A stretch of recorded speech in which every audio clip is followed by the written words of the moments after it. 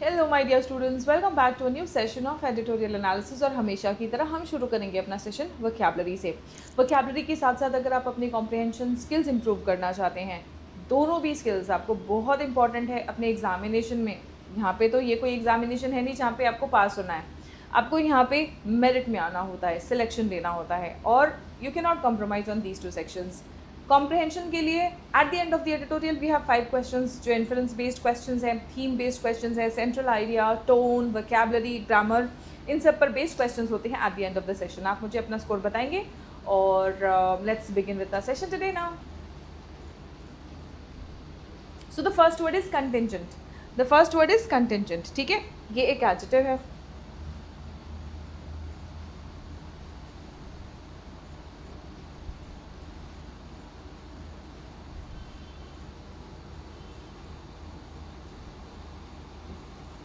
So basically contingent का मतलब होता है किसी पर निर्भर होना। कंटिंजेंट मतलब किसी पर निर्भर होना। इसके साथ में फिक्स्ड प्रेपोजिशन का क्या आता है? ऑन, ठीक है। कंटिंजेंट के साथ में फिक्स्ड प्रेपोजिशन आता है on, right. So dependent on, जैसे डिपेंड के साथ में फिक्स्ड प्रेपोजिशन आता है ऑन, वैसे ही कंटिंजेंट के साथ में फिक्स्ड प्रेपोजिशन ऑन आता है। और इसका पार्ट ऑफ स्पीच क्या है? एडजेक्टिव। इसका पार्ट ऑफ स्पीच क्या है students? Adjective. Now conditional, dependent, antonyms क्या है? एंटोनिम्स है अनकंडीशनल, इंडिपेंडेंट। सेंटेंस देखते हैं। The deal was contingent on, मतलब डील जो है वो किस पर निर्भर थी?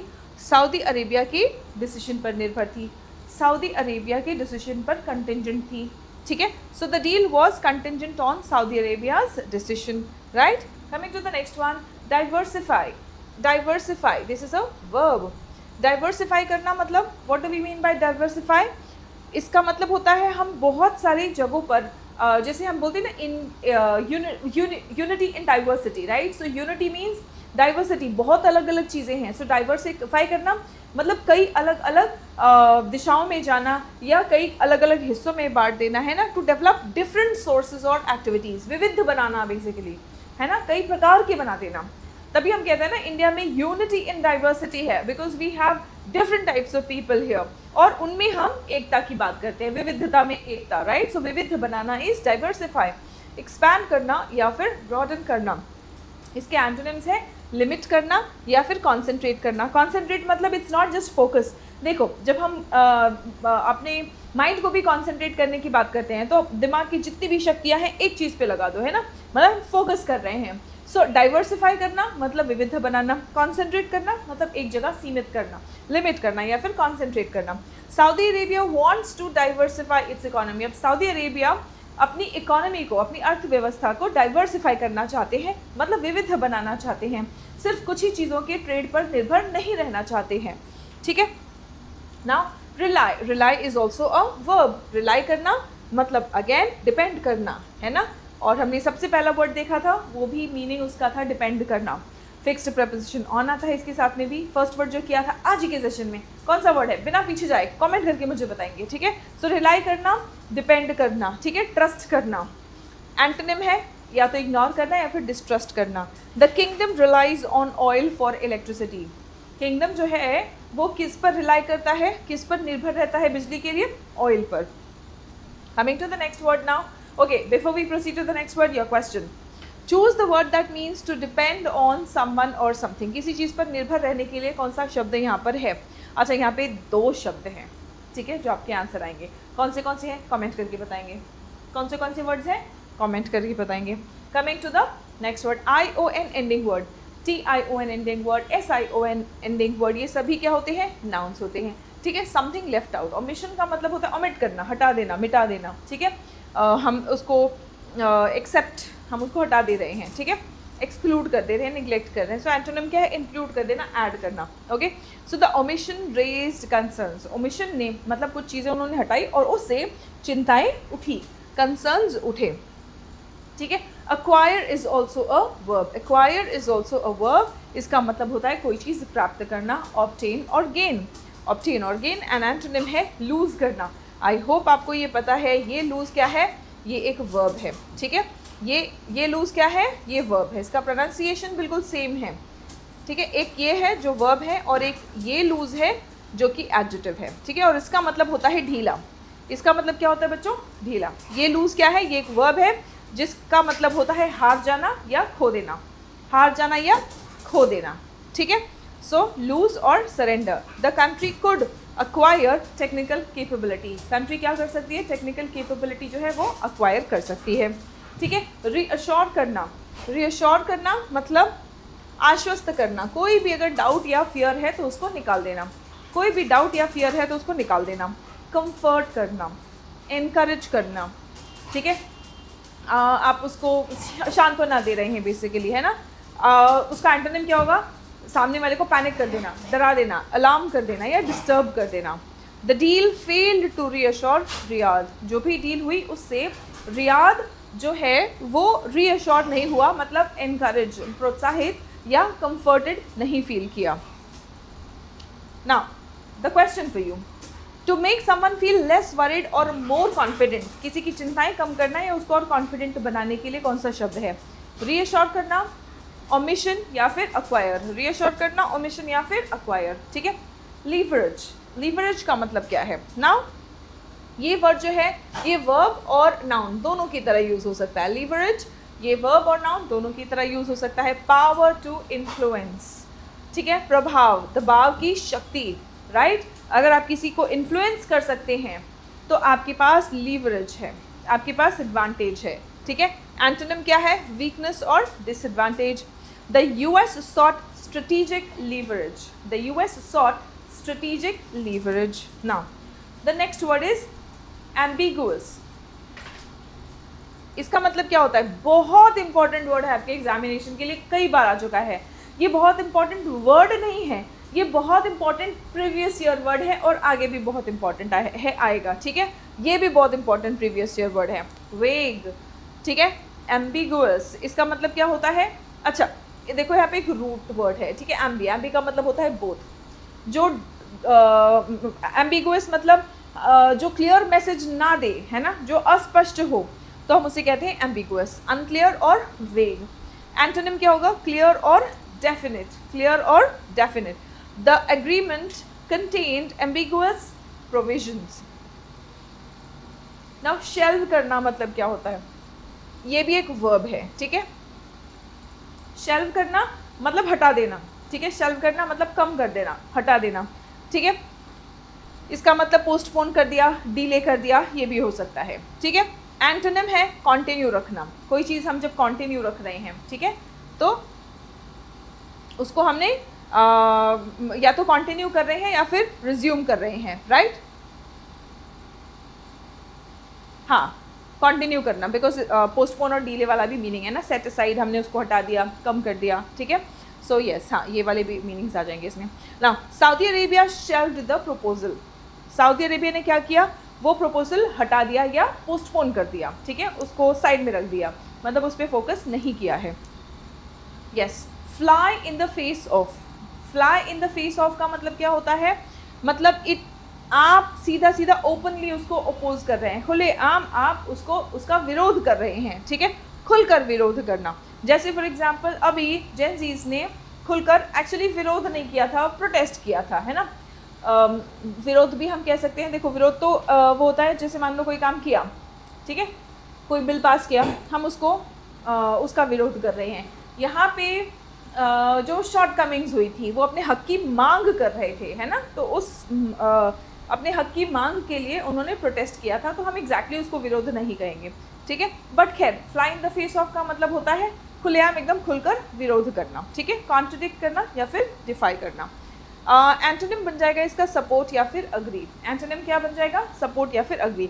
The deal flies in the face of earlier US policy, यानी कि जो पहले की यूएस पॉलिसी थी उसका खुलेआम विरोध करता है ये प्रस्ताव, ये डील, ये समझौता। ना choose the word that means power to influence used to gain an advantage. अगर आपके पास इन्फ्लुएंस करने का पावर है और आप उसका फ़ायदा उठा रहे हैं तो उस पावर को हम क्या नाम देंगे, उस पावर को मैं क्या नाम दूँ, ठीक है। Ambiguous, shelve, flying in the face of या फिर लीवरेज, आप मुझे कमेंट करके बताएंगे, ठीक है। चलिए स्टूडेंट्स, हम यहाँ पे जो कुछ भी डिस्कस कर रहे हैं, vocabulary, article and the questions also, इसका पीडीएफ आप लोगों को मिलेगा टेलीग्राम चैनल पे, ठीक है। टेलीग्राम चैनल पे English with Suman Sharma is the name of the Telegram channel, ठीक है। टेलीग्राम चैनल का नाम है इंग्लिश विद सुमन शर्मा। ठीक है, इस टेलीग्राम चैनल पे आपको इनके पीडीएफ्स मिल जाएंगे and this is also the WhatsApp channel, you can get connected so that you can stay updated. And ये हमारा सेरेन पाठशाला गूगल प्ले स्टोर पर एप्लीकेशन है, जहाँ पर आपके 1 डे कॉम्पिटिटिव एग्जामिनेशंस के भी बैचेस हैं, आपके कम्युनिकेशन स्किल्स के लिए भी बैचेस हैं और आप अपनी ज़रूरत के अनुसार अपना बैच चूज़ कर सकते हैं। Now all art and no deal, मतलब सिर्फ आर्ट की बात हो रही है, डील समझौता तो कोई हुआ नहीं। On the US Saudi Arabia nuclear deal, जो यूएस सऊदी अरेबिया का न्यूक्लियर डील हुआ है उस पर आज का आर्टिकल है। Trump miscalculated timing and substance of the Saudi nuclear deal. Trump ने जो सऊदी न्यूक्लियर डील किया उसमें टाइमिंग भी और सब्सटेंस यानी कि उस डील में क्या चीज़ें होनी चाहिए, दोनों भी चीज़ उनका मिसकैलकुलेशन था। The announcement of a United states Saudi Arabia civil nuclear deal in the midst of a US-Iran war that began over Tehran's nuclear program। Tehran के न्यूक्लियर प्रोग्राम पे देखो इन्होंने कहा है सिर्फ इनका जो न्यूक्लियर डील था उसका खाली सब्सटेंस नहीं, उसका टाइमिंग भी गलत था, टाइमिंग भी ट्रम्प ने मिसकैलकुलेट किया है ना, टाइमिंग भी मिसकैलकुलेट हुआ है। सो ये डील कब कर रहे हैं, ये इन द मिड्स ऑफ, अभी यूएस ईरान वॉर चल ही रहा है और ये वॉर छिड़ा भी क्यों था, तेहरान के न्यूक्लियर प्रोग्राम को लेकर। ठीक है, could hardly have come at a worse time, कह रहे हैं कि इससे बुरा टाइम नहीं हो सकता था इस डील के लिए। तुम तेहरान की न्यूक्लियर प्रोग्राम की वजह से ही तेहरान पर जंग छेड़ दिए हो और उसी टाइम पे आप न्यूक्लियर डील सऊदी अरेबिया के साथ में कर रहे हो, तो ये बहुत ही खराब टाइमिंग था, ऐसा इसका मतलब है। Could hardly have come at a worse time, मतलब इससे खराब टाइम नहीं हो सकता था, मतलब सबसे खराब टाइम पे आया है ये। मैटर्स बिकेम मोर कॉम्प्लिकेटेड, कह रहे हैं कि मामला और उलझ गया। When US President Donald Trump, after the agreement had been signed, added a new condition। अब मामला कब और खराब बिगड़ गया, कब और कॉम्प्लिकेट हो गया, खराब हो गया, जब डील साइन हो गई थी उसके बाद इन्होंने एक और कंडीशन, ठीक है, एक और कंडीशन उन्होंने, after the agreement had been sign, agreement sign हो गया उसके बाद ट्रम्प साहब आ गए, भाई साहब एक और अग्रीमेंट है, ठीक है, एक और कंडीशन है, तो उन्होंने एक नया कंडीशन ऐड किया, क्या, that Saudi Arabia should join the Abraham Accords, कह रहे हैं कि सऊदी अरेबिया को एब्राहम अकॉर्ड्स ज्वाइन करना पड़ेगा। Now Saudi Arabia has long sought to develop a civilian nuclear programme, Saudi Arabia काफ़ी लंबे समय से सिविलियन न्यूक्लियर प्रोग्राम डेवलप करने की बहुत कोशिश कर रहे हैं। क्राउन प्राइम मोहम्मद बिन सलमान और MBS wants to end the kingdom's addiction to, ठीक है, एडिक्शन टू ऑयल, मतलब अभी के वहाँ पे जो राजा हैं वो जो ऑयल एडिक्शन है ना, सिर्फ ऑयल पर ही निर्भरता है हर चीज़ की, तो वो ख़त्म करना चाहते हैं। His vision 2030 aims to diversify the economy through finance, mega projects, tourism and power hungry artificial intelligence, ठीक है, डेटा सेंटर्स। तो वो बेसिकली कह रहे हैं कि हम सिर्फ अभी फ़िलहाल ऑयल पे डिपेंडेंट हैं, है ना, और हम अपनी अर्थव्यवस्था को डाइवर्सिफाई करना चाहते हैं, मतलब और विविध बनाना चाहते हैं, और क्या क्या चीज़ें वो इंक्लूड करना चाहते हैं।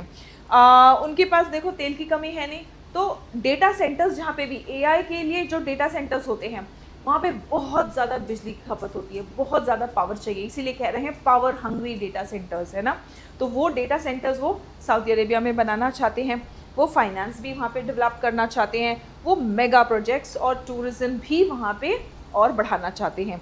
द किंगडम करंटली रिलाइज, कह रहे हैं कि अभी फ़िलहाल जो किंगडम है वो करंटली हेविली निर्भर है, किस पर, heavily on oil and gas for electricity generation.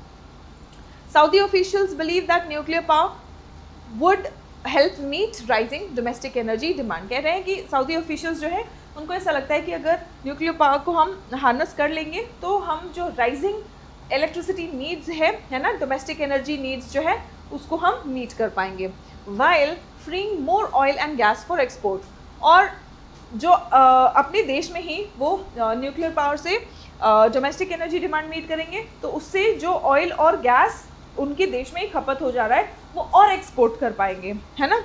MBS first took up his nuclear ambitions with Mr. Trump during the latter's first presidential term, उन्होंने सबसे पहले डोनाल्ड ट्रम्प के पहले ही प्रेसिडेंशियल टर्म में इस बात पर चर्चा उठाई थी। Took up his nuclear ambitions, मतलब न्यूक्लियर एम्बिशंस पे चर्चा उठाई थी with mister Trump during the letters first presidential term. His successor जो बाइडन ऑफर्ड अ डील अब उनके सक्सेसर ने डील तो किया था but made it contingent on Riyadh joining Abraham accords, ठीक है।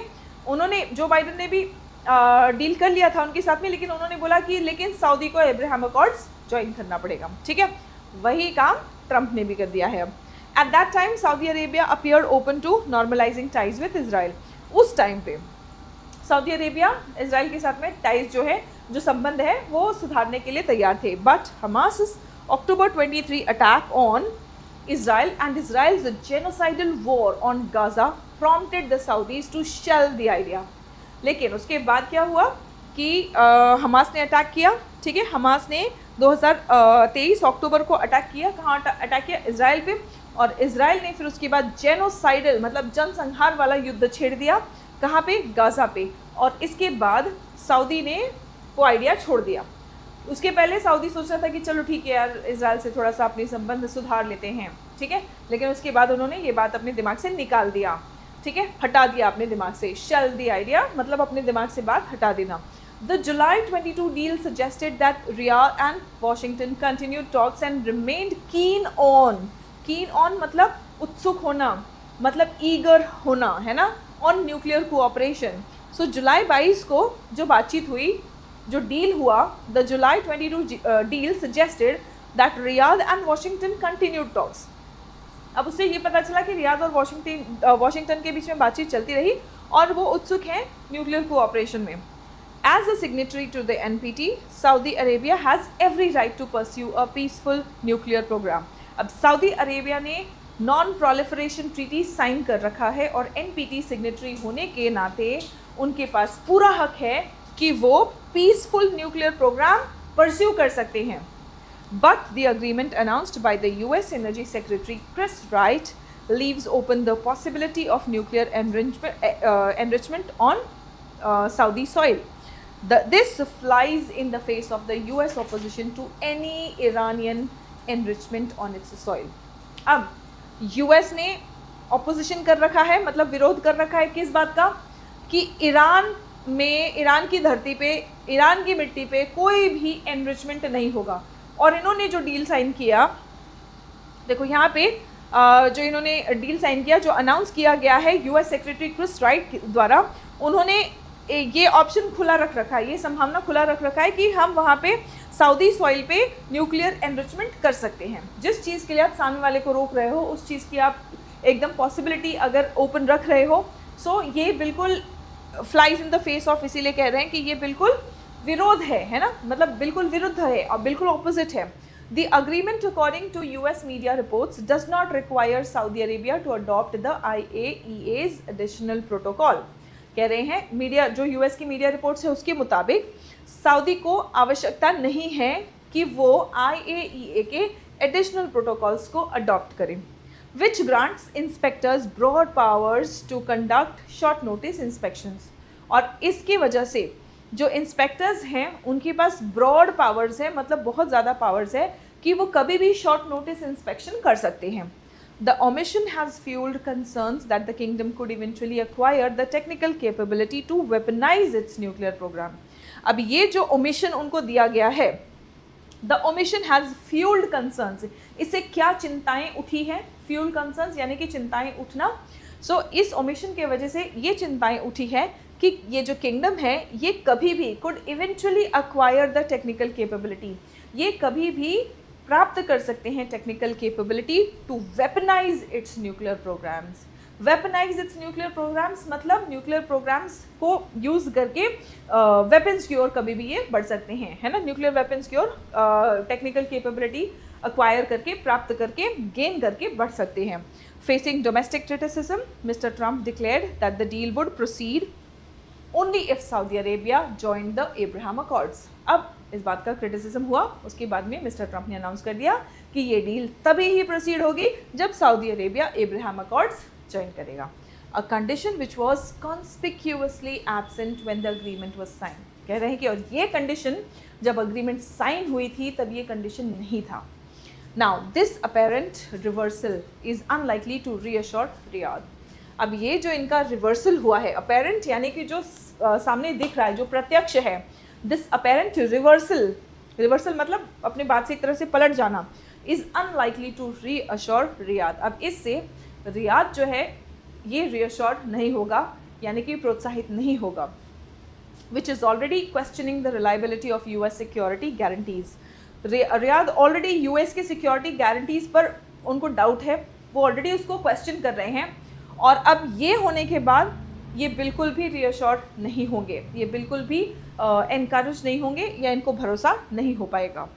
Now if the deal eventually goes ahead, कह रहे हैं कि अगर ये डील आगे फिर भी बढ़ती है, Tehran is likely to harden its position, और अगर ये डील आगे बढ़ेगी तो सीधी बात है तेहरान और सख्त हो जाएगा और इनकी बात नहीं मानेगा। ठीक है, Tehran is likely to harden its position on enrichment. अगर वो कोई एनरिचमेंट कर रहे हैं,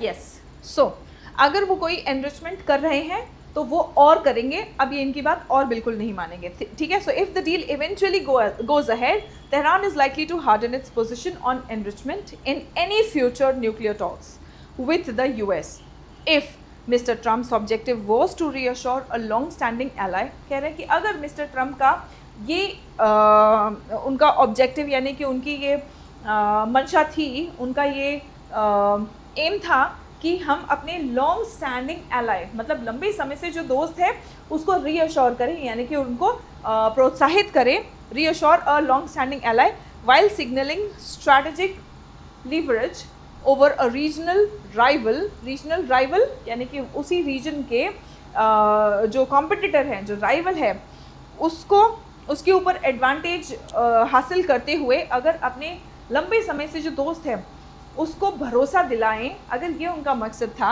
so the execution of the deal has had the opposite effect.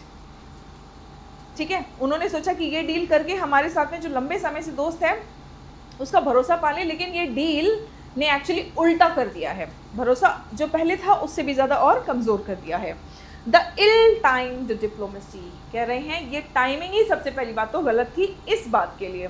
The ill timed diplomacy, ambiguous provisions, जो इसके प्रोविजंस थे डील के वो एम्बिगुअस थे, यानी कि अस्पष्ट थे, and shifting conditions have deepened Saudi concerns and strengthened Iran's resolve. इससे दो नुकसान क्या हुआ है, एक तो सऊदी अरेबिया का जो भरोसा है वो और डगमगा गया है, और ईरान का जो रिजॉल्व है, दृढ़ निश्चय है कि नहीं हम तो अपना न्यूक्लियर प्रोग्राम करेंगे, ठीक है, तो वो रिजॉल्व जो है वो और स्ट्रॉन्ग हो गया है।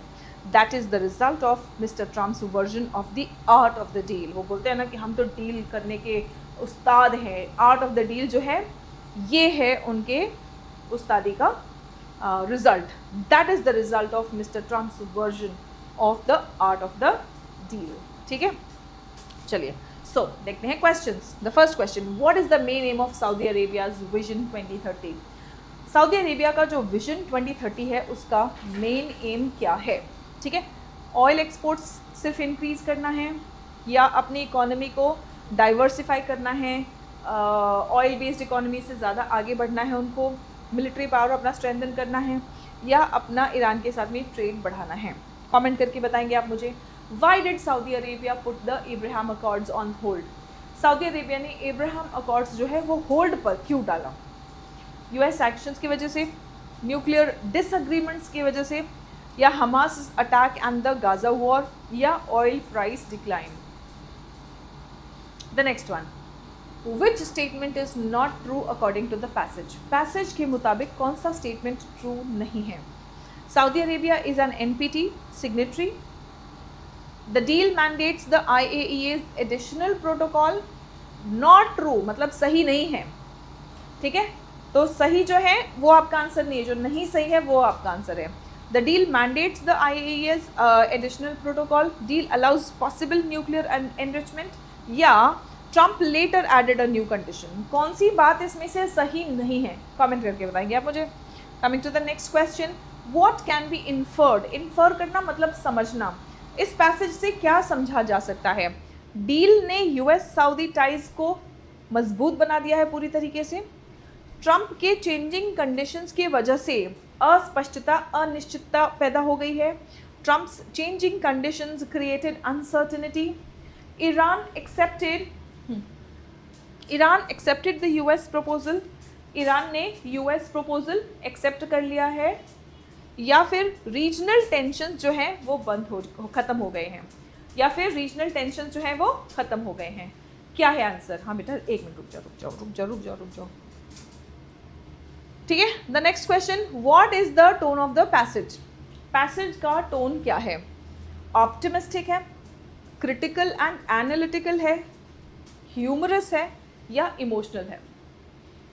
पैसेज का जो टोन है वो कैसा है? ऑप्टिमिस्टिक मतलब पॉजिटिव होना, क्रिटिकल और एनालिटिकल है, क्रिटिसाइज भी कर रहा है और एनालाइज भी कर रहा है चीज़ों को, ह्यूमरस है या इमोशनल है? कमेंट करके आप मुझे बताएंगे और आप अपना स्कोर भी मुझे बताएंगे।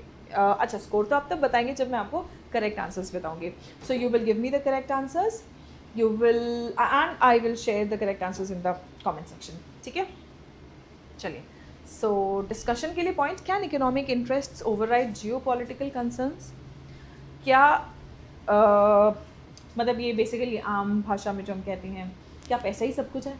ये वही वाली बात पूछ रहे हैं। ठीक है, can economic interests override geopolitical concerns? मतलब जो लूसी बको जो जियोपॉलिटिकल कंसर्न्स है, क्या उससे ऊपर है इकोनॉमिक इंटरेस्ट? इकोनॉमिक इंटरेस्ट को ऊपर रखना चाहिए या जियोपॉलिटिकल इंटरेस्ट? जियो यानी कि अपने आसपास जो जोग्राफिकली जो अपने आसपास लोग हैं और वहाँ से लेके जो पॉलिटिकल यानी कि जो राजनीतिक इंटरेस्ट्स हैं, ठीक है, क्या वो ज़्यादा इम्पॉर्टेंट है? आप मुझे कमेंट करके बताएंगे आपका क्या राय है। And that's it for today, see you in the next session. तब तक अपना ख्याल रखें, स्वस्थ रहें, मस्त रहें, सभी बच्चे पढ़ते रहें और आगे बढ़ते रहें। जय हिंद एवरीवन।